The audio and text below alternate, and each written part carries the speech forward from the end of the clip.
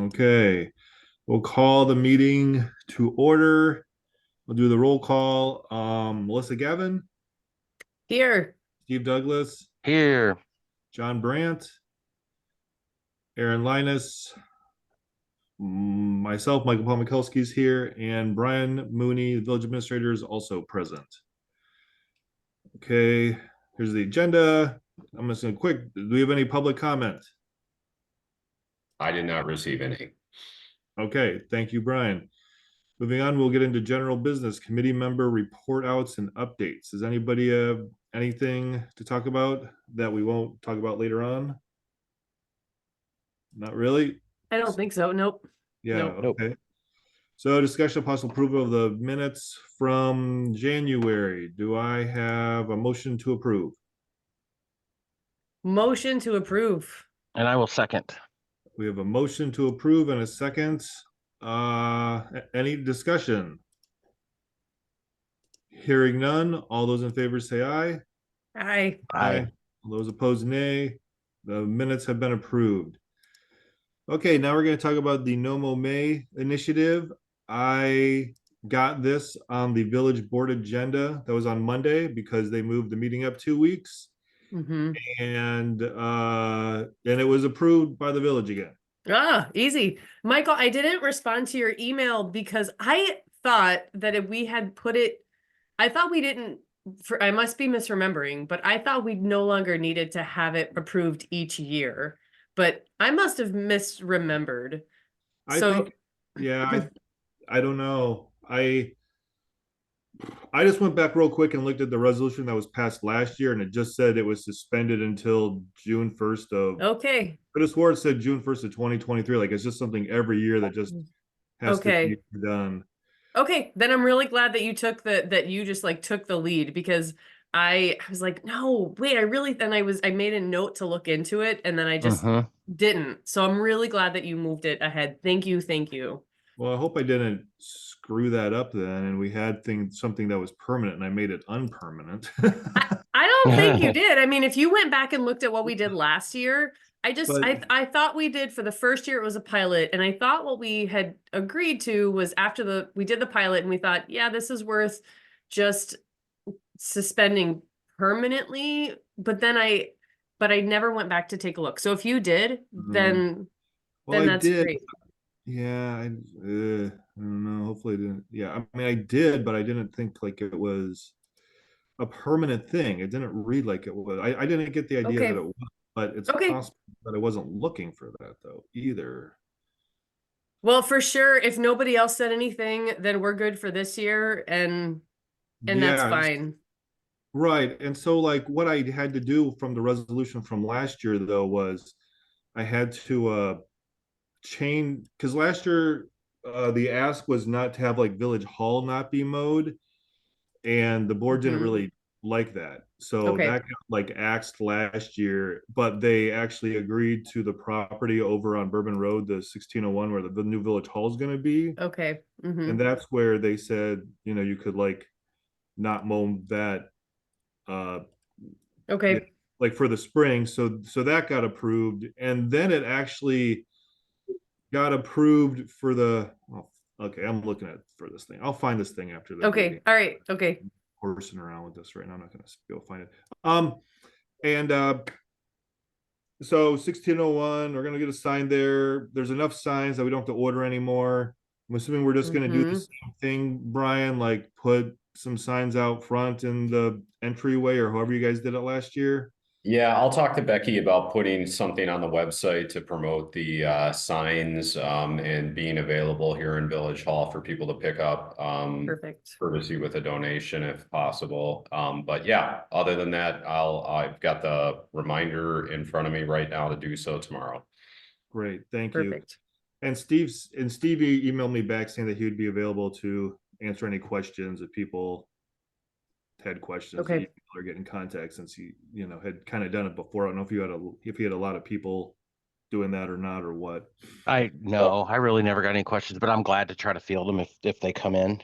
Definitely. And Michael, I know that Jay was talking preliminarily about having a like an annual village meeting towards the tail end of April, that might be a good time for maybe one member of the sustainability committee to even pull up a table or something to talk about the initiative and have some signs available that evening, in prep for Oh, the, interesting.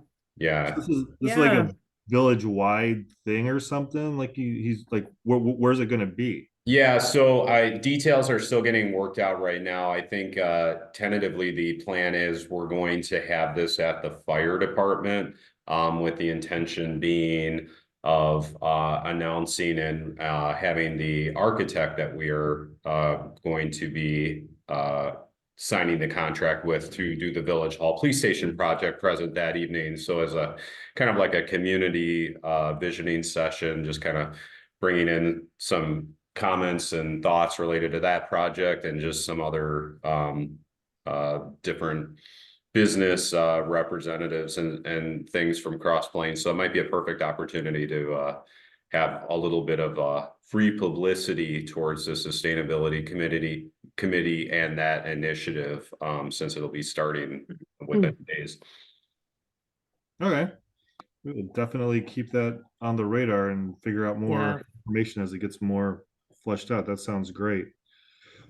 And with the Nomo May initiative, I actually altered the resolution so that it just wasn't suspended for the month of May, but the lawn height ordinance is suspended from when it was ratified by the village board until June 1st.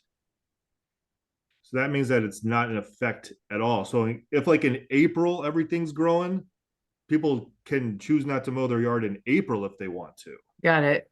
Okay. Just because it's so warm outside, I Yeah. figured, Yeah. That's you good. know, the tail end of April, the last 2 weeks of April might be what was the beginning of May, you know? Mhm. Yeah.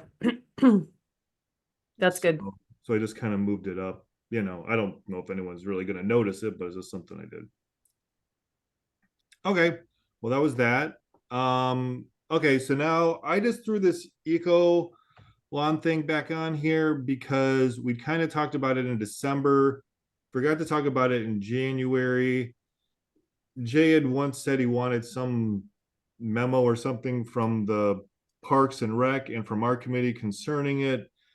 I don't, but then Brian has said that he's stopped asking about it, or it's just, fallen off the priority list. But Uh-huh. I just threw it back on there because we'd been talking about it, and just to kind of come back because I had kind of gone out and watched the Parks and Rec meeting when they were talking about it. And basically they like flat out like voted against it. Basically, sorry, cat feeder's going off. So they had voted against it because a fellow from town, which that meeting actually wasn't out on the website where the guy actually came to the meeting and spoke about it, but he basically said that eco lawn stuff, and that was what I wanted to hear. I wanted to hear what this other guy really had to say about it. But I talked to Cody Bratton, who's the chairperson of that committee, and that guy basically came in and said that this stuff is like way labor intensive and Interesting. super difficult, and it has to be go through and be weeded and all this basically from I talked to Cody, who was after the village board meeting on Monday, and he was basically like, yeah, we never should do this. Like he was flat out like, this is Interesting. yeah, that's why I would have. I mean, that guy basically showed up at that meeting, and it sounds like they didn't even contact him. He like saw it on the agenda and came to the meeting himself and was like, no. What and what was his background or expertise, Michael? What are his credentials? It sounded like he worked with the university. Brian, do you know exactly or no? I want to say he was either associated with the university's like landscape architecture program or something specific to turf at the University of Wisconsin. So yeah, he knew his this was his thing. So he, as Michael said, he saw it on the agenda himself and then decided to come out and let everybody know what he knew about it. Fascinating. Okay. And it got voted down by yeah. It sounded like he scared the pants off of the Parks and Rec department. And just in terms of wow, how much work I mean, he told them that you need a special lawnmower to mow the stuff. interesting. Yeah. Okay. so that it was like labor intensive, all these other expenses, and this massive cost savings that I think Jay thought was going to happen, that you plan it once and it's good forever or whatever, Uh-huh. and you're not going to ever have to mow it. It sounded like this guy basically came in and was like, that is not how this works. Wow. Okay. Huh. That's why it would have Wow. been interesting to listen to that meeting and actually hear like what he said, Yeah, but really. that one wasn't out there. The one after, when they like kind of did the vote on it, I was the one. So I kind of got to hear a little bit about them Yeah. talking about what the guy said, but I didn't actually get to hear what the guy said. Yeah. Okay. And I don't have any other information. I know, Michael, you had reached out and asked me if I had heard back from my contact with the DNR. And I don't think that the contact that I had with the DNR was with water utilities, and he was working with communities with water utilities to try to help them create more energy efficiency within the water utility. I don't remember seeing that I had a contact about with on the natural lawn thing, but I wonder if Steve, maybe it was Steve, because Steve, you had reached out to somebody at the UW Extension, in like that was in connection to the NOMO May, but still about like what it would take to mow. But I don't remember that. So I don't remember having a connection with somebody at the DNR at least. So I Okay. didn't have any, and I have no other information. So it sounds like, if that's, first of all, it sounds like, that decision has been made and it's sort of out of our hands. I don't have any additional information that would make us lean a different direction. Okay. I had thought you had said something uh at the December meeting about how there might be like Inflation Reduction Act money for planting Yeah. grass or something like that, or you had sort of said something along those lines, I thought, is like what you were.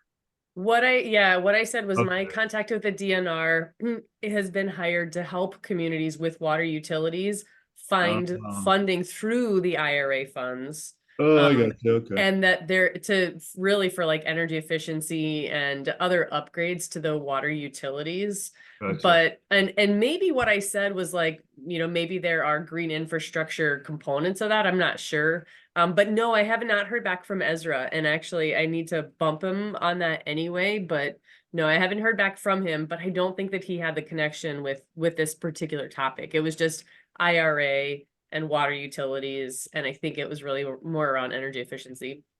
Okay. I wasn't I wasn't sure. I was just thought I was writing stuff down and thought, Yeah. whatnot. So that's just kind of like where that eco lawn bit is. And Okay. so it kind of sounds like, who knows, maybe it'll come back up, but I don't know. It's kind Yeah. of stalled now, and kind of, yeah, it didn't sound like Parks and Rec was all super happy about it. Yeah. I'm getting an alert that that Firefox is not responding. It looks like Zoom is sort of shut down. So it sounds like I can still hear you and you can see me, but I'm gonna close this program and see if I go down, I will rejoin in a moment. So carry on. But I'm having some technical difficulties, Okay. and we'll see if it's gonna restart. So maybe I'll get to stick on. I think I'm okay. All right. All right. All right. All right. So with that being said, we really don't need to do anything. So now we're going to talk about the plan that we've been working on. So the village engineer wasn't able to make it tonight, and something came up. So talking with Brian, we've kind of pushed that back to next month, I think. So he'll be able to attend next week or next month. So that's where that is. I kind of, so he's going to be able to talk a lot about stormwater and flooding and all that stuff. I kind of I emailed you guys, like, did you guys have any questions that you wanted to get to him beforehand at all? Do you think that's a good idea, or what are you thinking about that? I think it's a great idea. And I think that we may have, Steve, when we met a few months ago, I'm looking at the document that I created, and we had a bunch of questions, and they were around stormwater. Do you have that document? And I think maybe you would be the person who might have some of those questions for the engineer. Yeah, I need to find that. 1 second, please, unless you have it Okay. handy and can share. I have it. Let me I can. let me send it your way.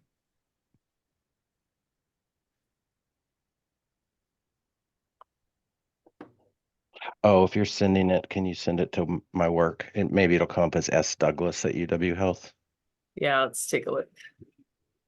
Otherwise, sometimes it does not let me log into personal email at work. So I've got S Douglas at, is it just UW Health? It's not coming up right away, so Yep, at uwhealth.org. .org. Okay. Yep. All right, let me send it your way.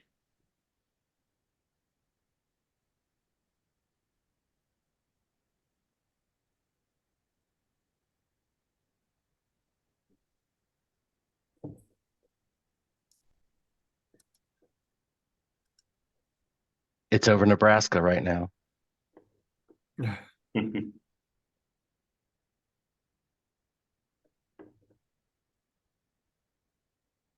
right. There we go. It's headed your way now.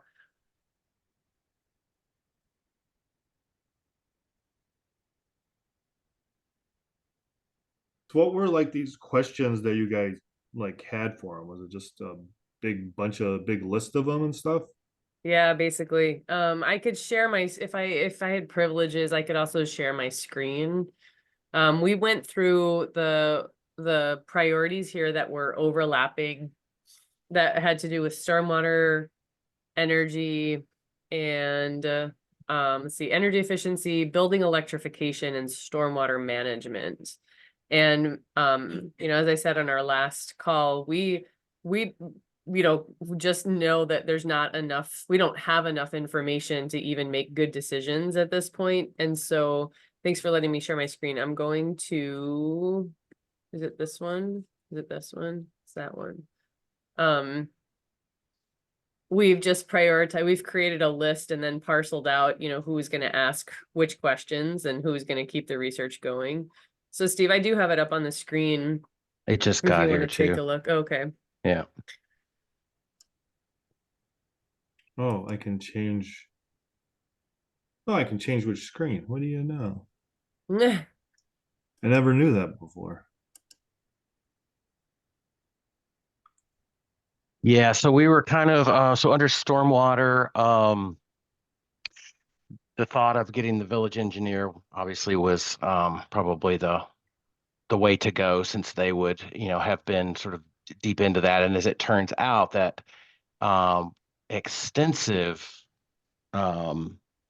report that was shared about the post flood sort of whatever analysis, and looking at potential solutions to future projects and stuff. And there was just a massive amount of information in that thing. It was really super well done. It looks to me, I was kind of curious.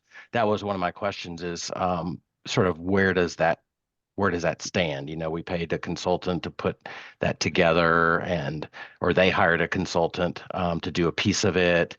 Um, there's a lot in there, but there's a lot of very expensive projects in there as well too. So I guess that was one of my question. But I'm looking at the sort of brainstorming we did, and I can send you this to Michael. Yeah, if you send me these questions, I can.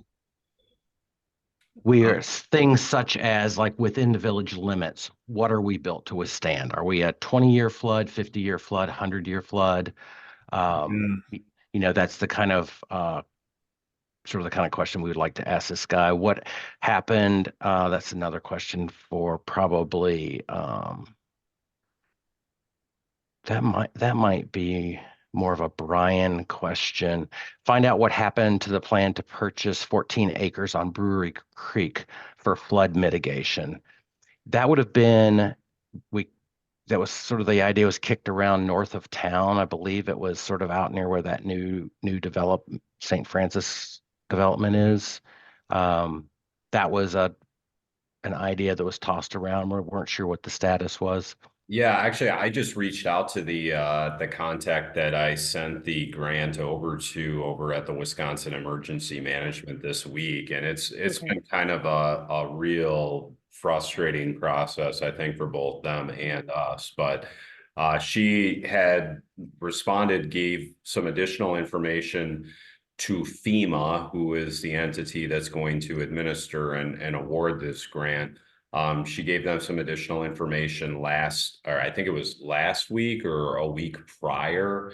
So they are very much reluctant to give me any kind of commitment to a timetable by which the decision will be rendered.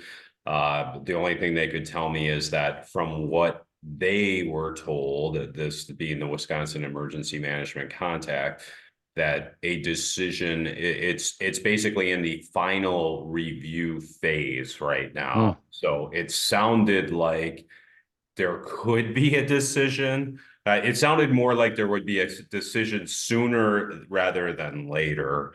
But again, they will not give me any kind of timeline by which to commit, and thinking that a decision will be issued to us in.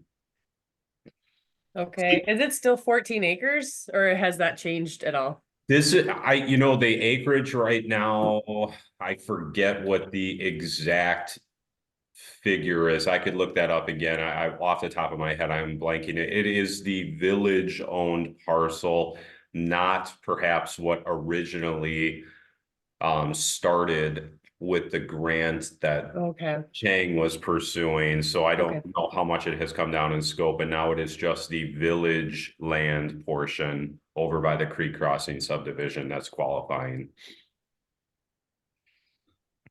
Yeah, I don't know. I don't know if the village got, I don't know how much the village owns, but I think that if it's always been this 14 acres, I think that that's what we were given, because a lot of that acreage is just wetland anyway. Like they weren't able to, no one would ever be able to build anything on it. Mm. So they just got it as part of the development. But I could be wrong. Since number 14's always been out there, it was always like we weren't Yeah. ever going to have to purchase anything. It was always land that was just given to us as part of the development. Now I could be wrong there also. It could have been, yes, I never thought we were going to have to buy anything more, but then how things are like this, but then if you buy more, you can really do this. Sometimes you just remember the big thing and not the small thing, you know? What I think I might even be confused now because we had Michael, you're saying there wasn't a plan to buy the land, but the same plot of land is currently owned by the village. So what are we even talking about then? Is it just maybe making some small changes to make it more more effective for flood mitigation? There was like, I don't know if it's inside of that big report, because I didn't go back in and look at that report. I got that link out to all you guys because I remember seeing things like there were multiple different things, if I remember that report correctly, for this land area. Like one was even to build a dam to hold water back before it goes underneath there. Then there was one where they would go in and basically kind of strip all of the soil out of there, like turn it into a wetland, but then go in and do a bunch of repair to it so that would turn into a better catch basin for water coming down the valley. And then even like putting in like some trails through there so people could actually walk through there then. Like it turns like it becomes part of the trail/path system of the village, but it also functions as a water retention area. So those were like kind of the ideas surrounding it at one time, at least. So I just pulled up the parcel on the DCI map program. It's 13.25 acres. So it is probably the 14 that you're referencing. Yeah. Okay. So when you applied for this grant, Brian, what did you apply? Like, did you have a specific usage or change to the land that you were going to do? Like, did you have a plan? Like, we're going to go in there and strip all the land off and turn it into a better water retention thing, or what, or how did that all work? So basically, it was a collaborative effort. I worked with the Carp Sea organization chair, Mike Piper, and we reached out to an engineer, water engineer, who basically came up with some very, very preliminary ideas related to stormwater or storm water management or water mitigation management for floods. Nothing, as far as I'm aware, was ever like formulated. I think in theory, what this was going to do was like make for a situation where water would overflow and then fill that area. So I don't know if it was to make it like a more of a catch basin pond type structure, so that if any flooding were to hit that area, would just overflow and sort of spill into that zone first to alleviate any water flowage from coming down towards the village, to sort of head that off. But I don't think there was ever any formalized, structure or any plan or anything that was really, really designed. I think it's all predicated on knowing if there was funding available to come up with a plan. So they're just basically looking to see if this is a good spot to spend some money to work on an anti-flood system. Essentially, like what they're evaluating. Yeah, essentially. I mean, the land has only limited use, like you correctly identified earlier here. So I think keeping in mind that that is what its intention was going to be, something that would help to solve that same issue in that general sense was what they were going to be aiming for. Okay, and so the grant that we may or may not ever get, we don't have a timeline on an answer. Correct. But the grant would be to do some analysis about the best use for it, or would it be to implement recommendations that have already been made? I think both. I think to implement it and also start the process of developing whatever that is based on whatever money we were able to secure, to figure out a way to transform that site to do that very intention, if it occurs. Okay, so it sounds like there's nothing the sustainability committee can or needs to do on that one right now. Not at this time, no. And I think if okay. and when a grant is awarded, they're gonna engage with that same water management engineer to basically come up with designs and make that implementation plan possible. Okay, all right.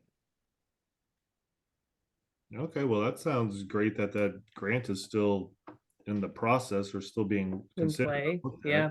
Wasn't. Yeah, that's more than I didn't realize we were sort of in motion with that. That's great. And I'm sure they're very competitive, but it's nice that we're at least in the game. Mm-hmm. Yeah, definitely.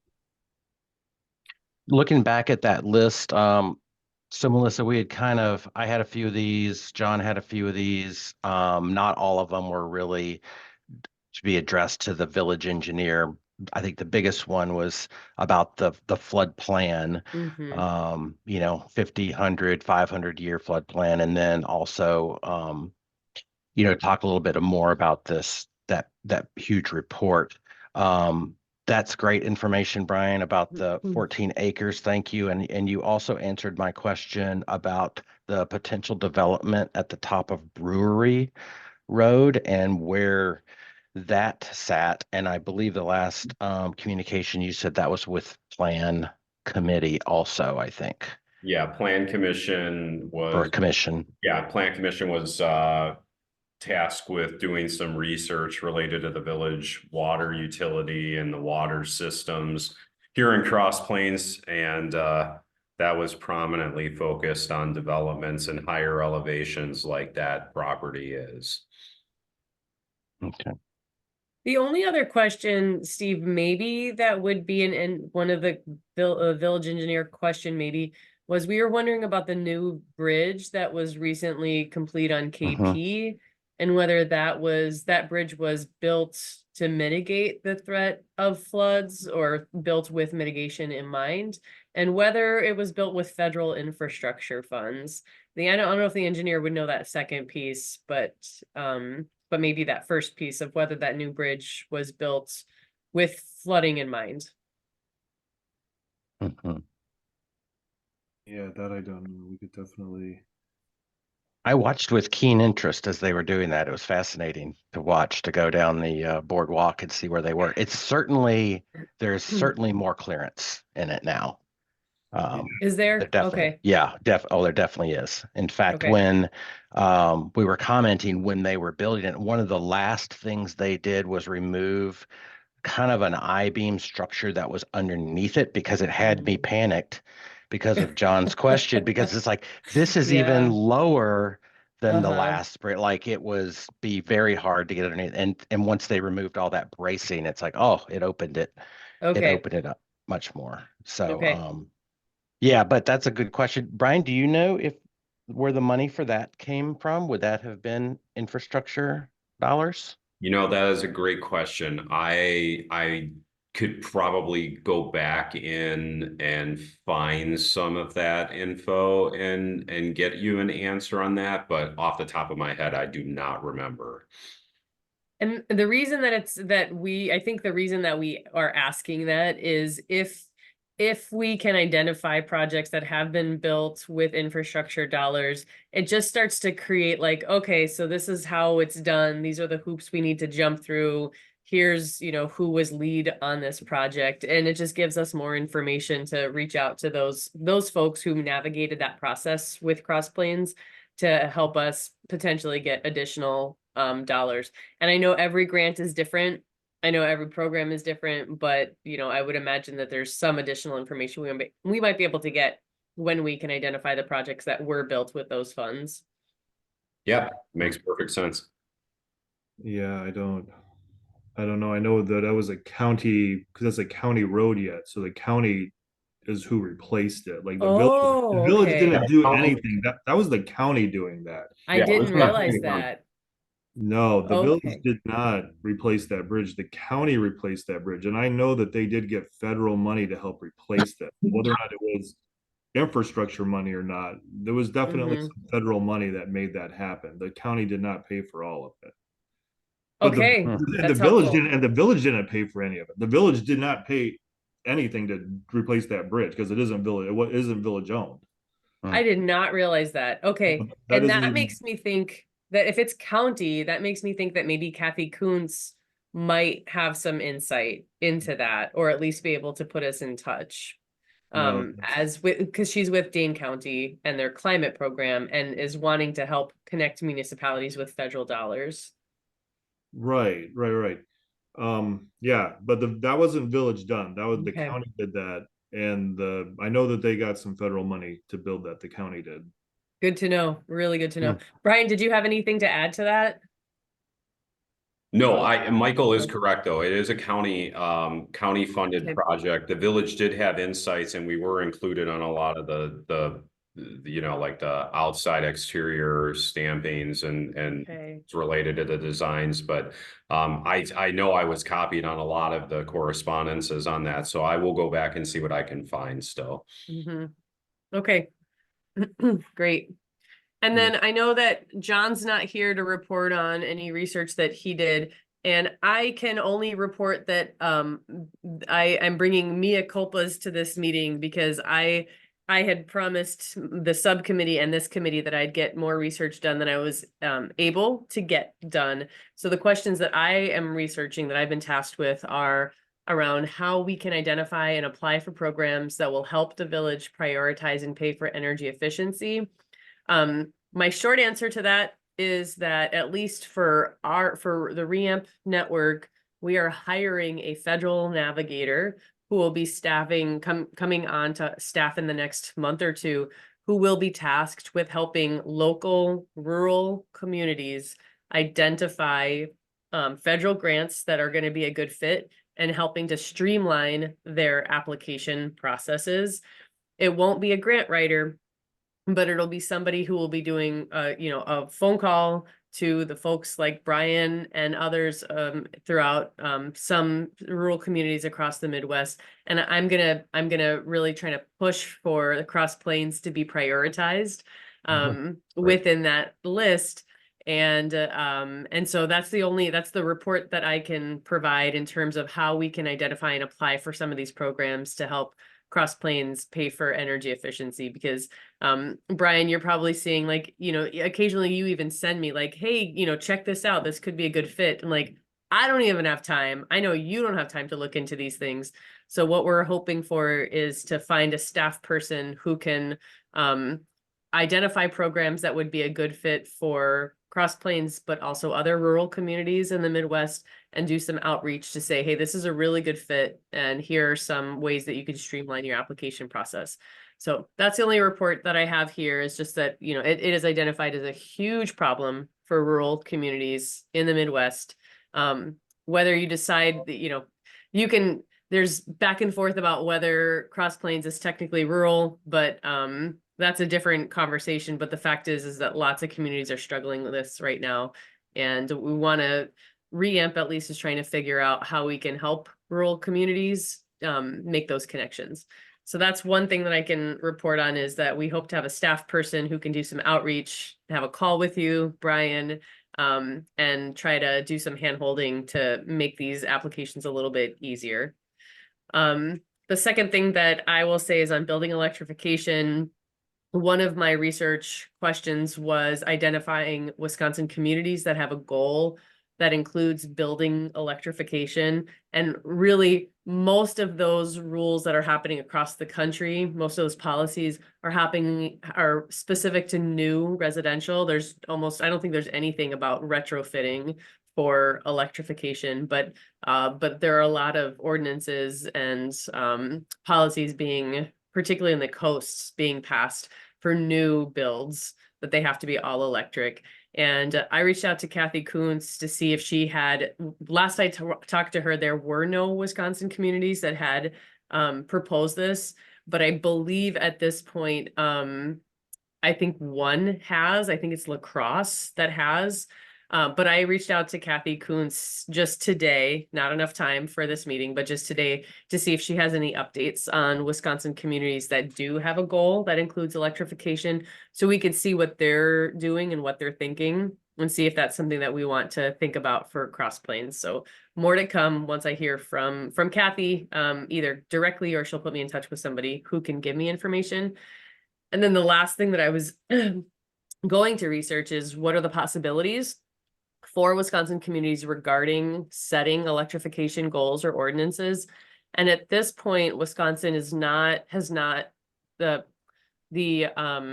legislature has not preempted the local communities from banning gas, but it's a very political conversation. And the sense is that if there are many communities that ban gas or require electrification, that could trip the Wisconsin legislature to come in and preempt it and say local, municipalities, local governments are not allowed to ban gas or prioritize any particular type of fuel. And they've done that in Iowa and Ohio and North Dakota now. And so we want to be really careful about how we go about it. And so currently, like I said, it is technically possible. There are no state statutes that prohibit a community from requiring electrification or banning gas, but it could then sort of trip the wire of the state legislature.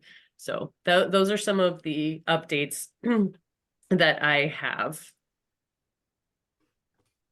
Okay, I think great. the one other follow-up that I had from our little subcommittee meeting was for me to contact some other adjacent communities to see what they were doing with stormwater. Unfortunately, I struck out on the 4 I contacted. I just did a very high level sort of intro to what, I didn't pick a person. For instance, Sauk, who is the person who is at the welcome email or whatever, welcome to SOC. I mean, all of those, I got a 0 out of 4. So the next step would be to try to identify, and that included Middleton actually. So probably need to identify a specific person to, to tap. So essentially say, do you guys, are you thinking about this? Is this an issue for you? Obviously, Middleton is way down that road, they have their own sustainability coordinator and all that. So, which is probably who I would contact I know next. that they Yeah. definitely are with that flood that happened in 2018. It took out a lot of the Pheasant Branch Creek and all that, and I think that they've definitely went in and rebuilt a lot of that with the idea to try to mitigate flooding and to keep a lot of stuff from washing away. I don't know if it was through sustainability or something, or just some other village or city packet from Middleton, or I was out there reading something, but they did a lot of work down in those areas to try to prevent that again happening. So they're definitely doing something, I think, or they did something. Yeah. Do you have a name, Steve? Do you know, is it Kelly out there? I think it's the woman you Michael, do you remember? mentioned, Yeah. that you've talked with before. I think it is Kelly Hilliard. Yeah. Does that sound Yep. right? Yep. That's it. So she would be probably the next. Yeah. Yeah, she would definitely know, I would think. So that's about it for my report. Steve, is that about it for, yeah. So we're doing research. I'm not as far as I would have liked to have been for this meeting to make some recommendations about how we move forward. But we're moving things, inching things forward. Yeah, no, all good. All good. First, Melissa, could I ask you to send me that list of questions that you had? Yeah. Like, email me Yeah. that, because then I'll go through there and just kind of pick out the ones that I think deal with flooding, and I'll work with to get them to the village engineer. But if you just send me that whole thing, I'll just go through there or whatever. Yep. Thank you. You have that handy, Melissa, or do you want me to forward what I have? Yeah. Steve, could you, because I'm trying to find all my tabs. So yeah, that would be awesome since you already have it in front of you. Just forward it. It looks like you probably converted it to a Word doc too. So okay, great. Thank you for that. Okay. Thank you, Steve. Yep, absolutely. Okay, so I did some research into composting. And really, I don't know if it was researching or not, but I went out to Madison to try to see like what they were doing. Oh, good. Yeah, and so I basically included it in the packet. It was basically, this guy sent me back this 3-page email where he basically talks about how their trials went and like what they did. This guy, like, it was the next day and he was all on top of it and he wrote me this big long thing. So I don't know if you guys had a chance to check it out or not, but I skimmed it, but I did not give it a deep read. I saw So it was just kind of interesting. Basically, going through here. Okay, do you want me to just do a quick summary of it? Yeah, give it a summary. Yeah. Basically, the summary was they started out going around with trucks with automated things, and he basically talks about they were getting a lot of contamination in that. So what that was, I don't know what that means exactly, unless it was like, you were getting animal pieces in there when it's really just supposed to be vegetable stuff. He never defined contamination in this email. Okay.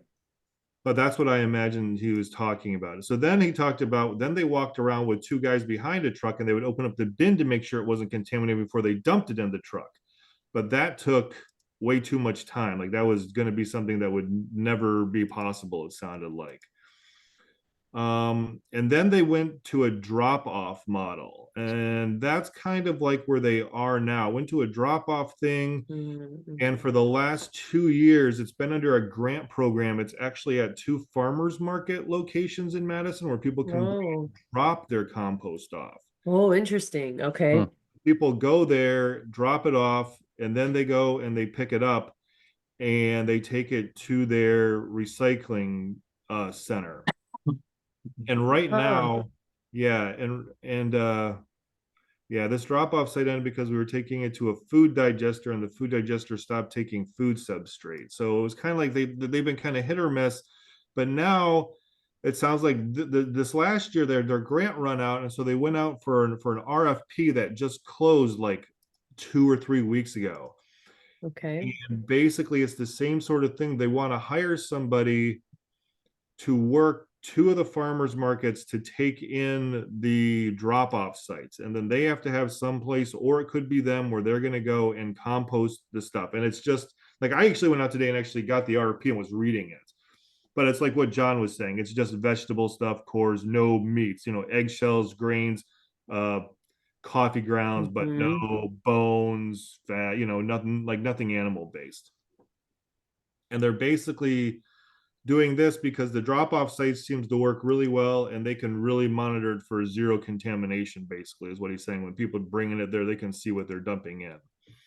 Yeah. And that's where they're going, at least for right now. But then doing other research, I guess the Dane County landfill is going to run out of room in like 5 years. Wow. Something like that. That's what I thought I read somewhere. Now, whether or not they've done things to get it expanded, but it sounds like there's this plan for this new Dane County. They don't call it the Dane County landfill, but I think it's the Dane County landfill slash recycling center slash. Yeah. Like energy center or Yes, something like that. exactly. It's going to be Yeah. some sort of like giant thing where they might even like, spring for their own $1 million food digester there to get rid of food scraps. Mm, And kind of the email from this guy was kind of like, we're kind of waiting until they build that thing. What the mm, county decides what they're going to do before we really start doing anything. Because if Dane County is going to get a gigantic food digester, it's going to solve a lot of their hmm. problems. Kind of like I think what they're kind of Interesting. sort of said. Yeah. And that was kind of really like the gist of what was going on. I mean, yeah. Oh, then Hmm. he talked about how they had people and trucks, and how, if it really gets going, they'll have to buy it. But when they did their trials, they already had staff members on and stuff, so it didn't cost them a whole bunch. But what was Oh, okay. interesting though is that, like, this RFP for these local drop-off things, and in the email he says that it's a $55,000 contract, and they're going to get somewhere between 12 to 15 tons of food scraps. But whereas if you just haul a ton of garbage to the food scraps, or the landfill, it costs $51 a ton. So I was just like, holy crap, dude, you're gonna spend $55,000 for what would normally cost $1,000. Yeah. But he's Right. like Oh, that, wow. but he's Hmm. like that 55 grand includes Mm, staffing of these booths and education materials. So you're gonna have, okay. it's like, it's not just like a truck where you're dumping stuff, picking up a bin and dumping it in a truck for $51 a pound. There's going to be booze and education and this and that. But when I saw that number, I was just like, yeah, there's no way that we can afford anything like that. Yeah. I mean, it And, was. so there's like the education component, there's picking up, but the food scraps, do you know the mechanism? Like, are the food scraps being taken to like a contractor or a business that's actually composting it, or is it being done all at the waste site at the landfill, like somewhere there? No, this RFP basically said that um they have to, like, inside the RFP, like when they're answering the questions, they have to say who is going to be, like, one of the questions was who is going to be doing the composting of this food. The Okay. person who is, because obviously, and the person who's doing the haul away can also be the food composter, like in the contract. Because obviously, if so, Hmm. no, like Madison is like, this is yours now. Like Got they're it. not Okay. dealing with it. Like they're like, you got to go compost it. Either you're doing it, or you have Yeah. to tell it. And but basically, they have to tell them who they're going to go compost with, so they just don't turn around and go dump it in a different landfill. Right. It's like what I think they're afraid of. You know, Right. they're afraid they're going to haul it 50 That'd miles be a way away. to clear like $50,000. Exactly. Yeah. Okay. So yeah, the RP was really like, who's going to be doing the composting? Are you can do it if you want, but this and that. So yeah, but Madison, and I don't know, before when they were doing their own trial before this RFP, if they were taking it somewhere to have a compost. It didn't say, he didn't really say in his email. But that's kind of like what was going on. And even this guy mentions the Dane County Sustainability Campus. I think that's what it's being called, aka the new Interesting. That's quite a landfill. spin. That's what he That's called it in here. wow. Okay. Dane County, Dane County Sustainability Campus. Yeah, that's what I think they're calling it. Wow. So, Holy so cow, you did this is so helpful, Michael, that you went out and talked to him and then he gave you this feedback. dude, Wow. it was like a 5 minute. I mean, it took me maybe 10-15 minutes to write the email. It took me longer to try to figure out where to send. I just sent it to the streets department of Madison, and they must have bounced it to this dude because this guy, I mean, he says, I mean, this guy's like, I could even invite him to the meeting to talk. He was like, I'm available to chat more. We can do whatever you want. I mean, it's just like this guy's passion. That's really cool. I mean, he starts the thing off as I'm always happy to talk about food scraps recycling. Yeah. So, So, yeah, so what were that's your takeaways then from this for Cross Plains? well, it was weird because the question was that I asked him a question, did it involve an extra bin? And he said yes. Um, oh, he says yes, but then further down, it gets really confused. Like I was confused. So they must have had a different bin. Then he talks about a 5 gallon bucket and a 35 gallon cart is too big. So I don't know if they had a smaller bin when they went around and did it. You know, it was confusing. And so I might have to email him back and like get like what he was talking about. I mean, he says that they're like, yeah, so it basically says that it did involve an extra bin. Then he says that there are facilities that can do this that cost tens of millions of dollars for the robotics because people can put their food scraps in a specialized bag in their normal garbage. And when it's going through the garbage sorter, it sees that bag and it'll pick out the food scraps. What? Is what this is what this one reads like for the tens of millions of dollars for the robotics, never mind the education of them to get people to put food in specialized bag that can be plucked out of the garbage. Wow. So it's like you're putting a specialized bag inside your normal garbage. So when it goes to the garbage sorter, it picks it out. So I mean, so this guy really knows like all the technology. Because then he then talks about paper bags, but that would be bad. I don't. This whole entire cart thing was weird. Like I wonder when they did it, when they came around and picked it up, they must have had a specialized bin because he talked about guys looking in it. So basically, so you asked me what like my major takeaway was, Melissa. Basically, my major takeaway is that if we're gonna do a village-wise composting, it sounds like we just back burner until we figure out what the Dane County Sustainability Campus is gonna be. Yeah. Okay. Because until we find Or if we got a grant maybe to pay for it. But oh right, unless we get a grant. I mean, I know right now we already pay X amount of money just for the lawn waste composting that the village produces.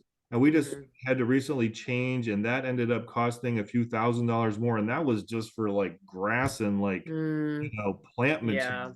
Yeah. Okay. If we start to come in and say, hey, we want to start a composting of now, I don't even know, like could, and this is a question that just came up for me was if people had plant waste like from inside like watermelon husks and corn cobs or the innards of peppers that they aren't eating, can that stuff go over like where the plant waste goes, the yard waste?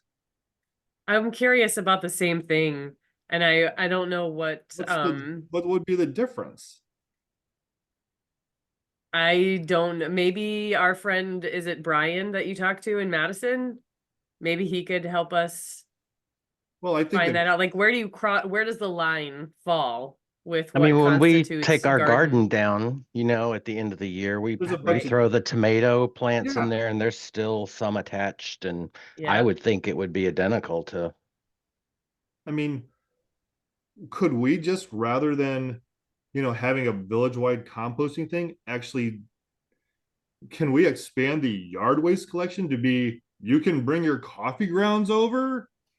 I'm really curious. And this is why like Michael, I think Brian Johnson might give us some insight into this.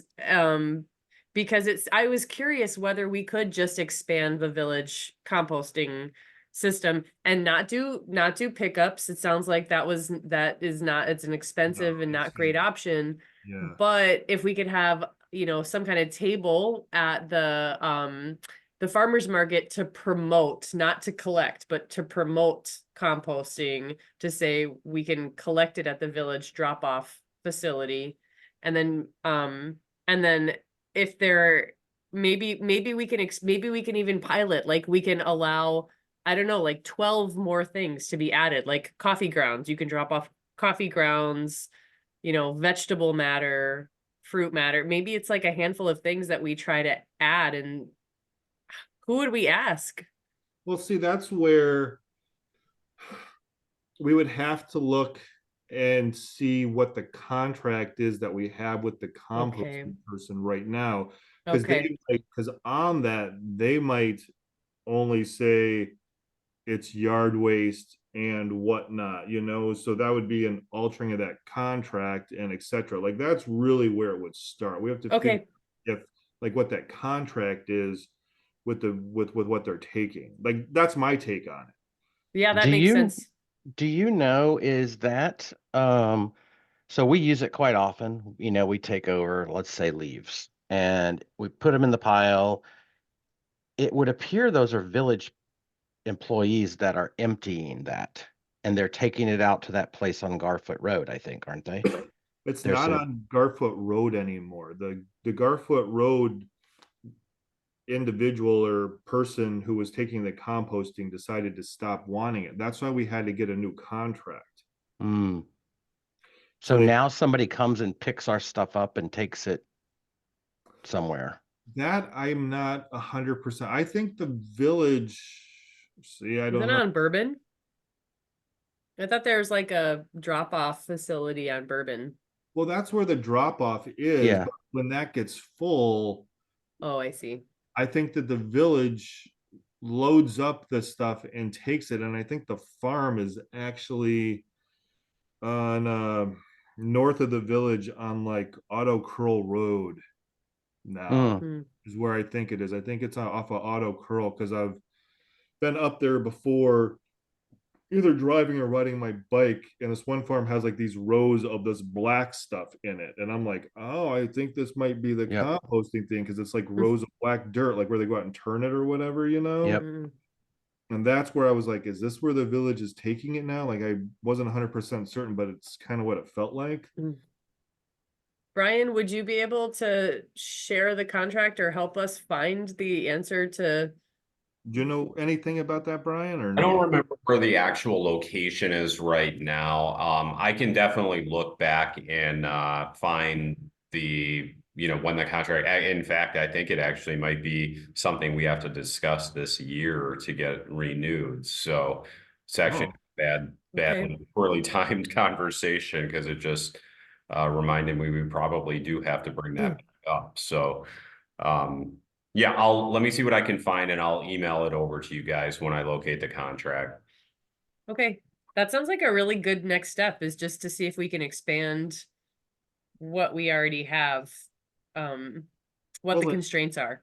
Well, and even if the contract is being renewed this year, we could see if those some things aren't in there, we might be able to see if we include a few additional things so that people could bring things over. And maybe it's going to involve a little bit more work. Maybe it's going to involve then, rather than, people throwing coffee grounds and vegetable things right on the pile where all the leaves are, maybe now there's a separate garbage can that's there that those things would go into, that would have to be, or some sort of mechanism that, it's separate, so you don't have like leaves and, food stuff mixing up like, together or whatever. I think that would be a concern of folks. If you're throwing it in the same pile there, they're going to worry that rats and stuff are going to, that'll be the complaint anyway, is that, it's going to attract animals. But I would think just whomever is handling it would want it in some sort of vessel. I don't know what, but those would be the folks to ask. It's their job is to move stuff like that. So, okay, well, that's a good next step then. Yeah, Thanks for all that cool. Thanks, research there, Michael. Michael. That's Mhm. exceptional. Yeah. It was Really just good. an email. It just turned out to be, I got the guy who really liked to talk about it.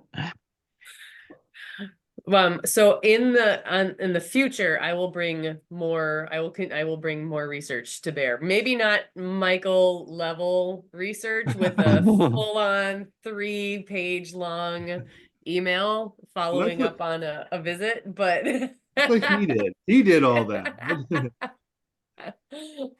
Hmm. cool. All right. Well, good. Um, is there? Well, I'm gonna take a look at our agenda. That's